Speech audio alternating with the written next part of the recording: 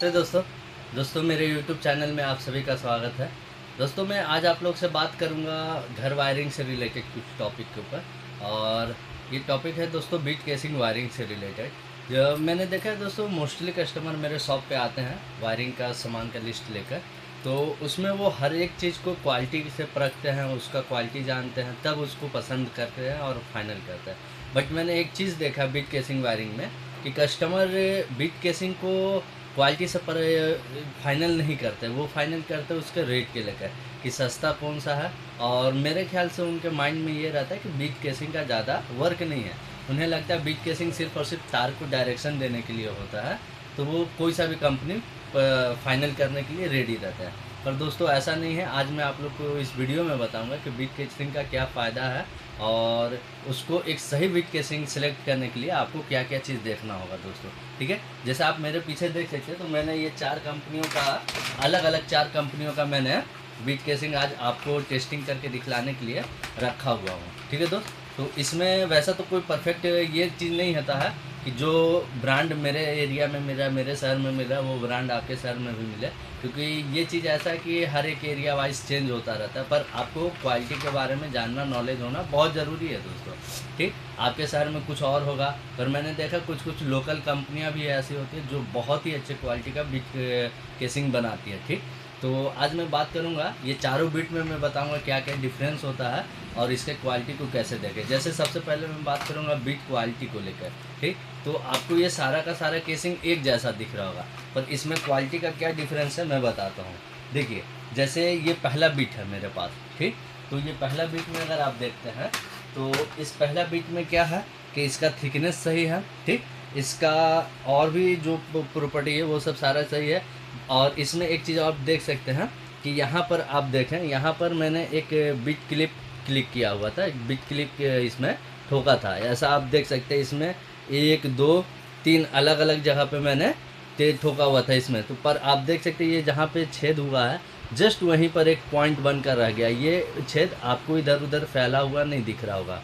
Okay दोस्तों, तो इससे क्या पता चलता है कि जैसे इस बिट में ये क्वालिटी है कि अगर आप इसमें बिट क्लिप ठोकते हैं, बिट काटी ठोकते हैं तो ये बिट फटेगा नहीं। बट मेरे पास एक ये कंपनी का बिट है। ठीक, इसमें क्या है कि अगर आप यहाँ पे बिट क्लिप ठोकते हैं, काटी ठोकते हैं, तो ये यहाँ ठोकिएगा, अब ज़रा सा भी अगर इसमें झटका सा होता है तो ये बिट को फाड़ देता है। ठीक, तो इसमें एक ये खराबी होता है बिट क्वालिटी में।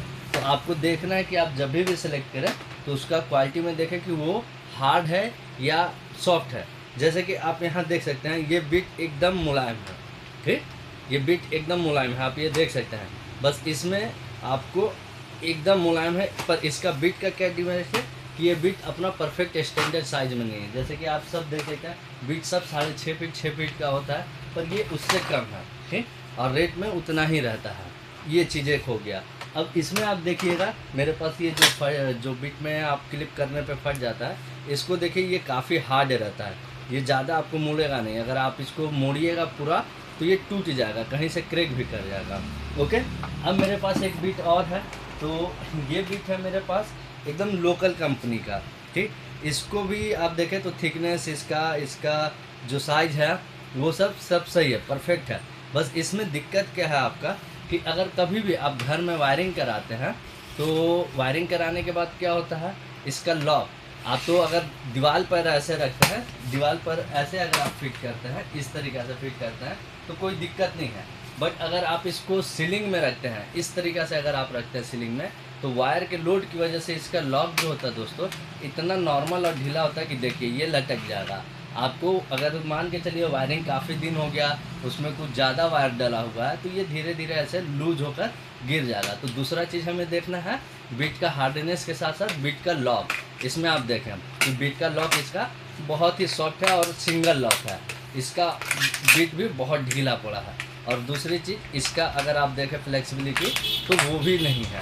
अब तीसरा चीज़ है दोस्तों, बिट में अगर आप कभी भी जाएँ खरीदारी करने के लिए तो बिट का थोड़ा सा टुकड़ा ले लें, ये सब टेस्ट करने के लिए।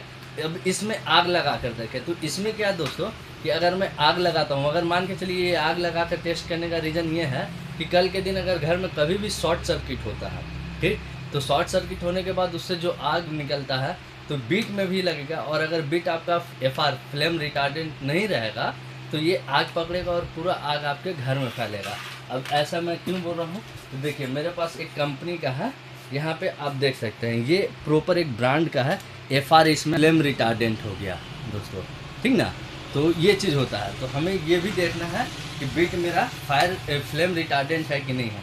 अब इस कंपनी की मैं बात करूँ तो ये दोस्तों जैसा कि यहाँ पे आप देख सकते हैं, इस कंपनी में ये प्रॉपर जो एक ब्रांड की है, और इसका वो सब जितना भी बीट दिख रहा है उससे सिर्फ और सिर्फ 3 रुपया 4 रुपया महंगा होता है। अब ये डिपेंड करता है दुकानदार के ऊपर कि उसका क्या रेट लगाता है, ठीक है।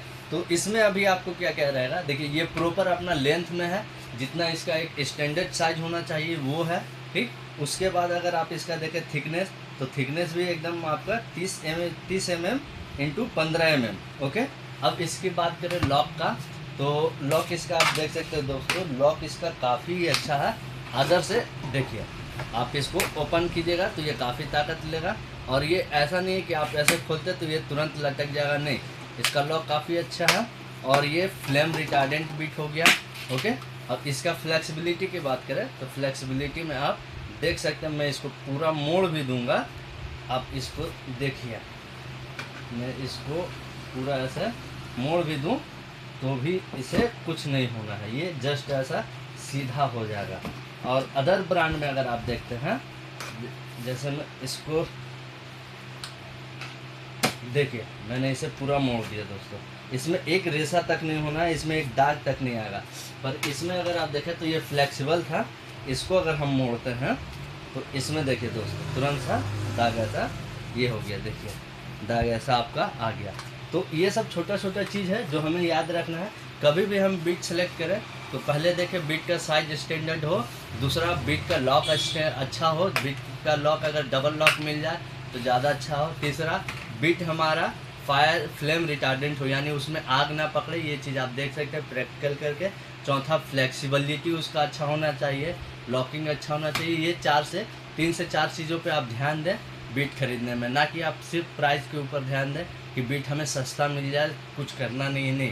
अगर आप सिर्फ और सिर्फ इस चीज़ पे ध्यान देंगे, प्राइस के ऊपर फोकस रखेंगे, तो कल के दिन आप अगर घर में बीट केसिंग वायरिंग कराते हैं तो उसमें क्या होगा कि आपका वायर के लोड की वजह से सीलिंग में का जितना रहता है वो ये लॉक ढीला रहेगा तो लटक जाएगा सारा तार, और अगर लॉक ढीला होने के साथ साथ अगर वो फ्लेम रिटार्डेंट नहीं रहेगा, कभी भी शॉर्ट सर्किट होता है घर में, चाहे किसी भी प्रकार का कोई दिक्कत होता है, एक्सटर्नल दिक्कत भी होगा, तो उसमें ये भी सपोर्ट करेगा आग बढ़ाने को लेकर, ठीक है। तो हमें ये सब सारा चीज़ देखना है।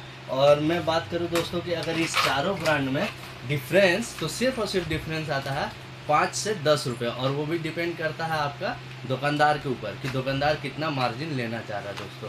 तो आज के लिए इस वीडियो में इतना है, और मैं आशा करता हूँ कि आपको ये वीडियो हेल्पफुल लगा हो और आपको जानकारी मिला हो कि एक सही बीट को कैसे खरीदें।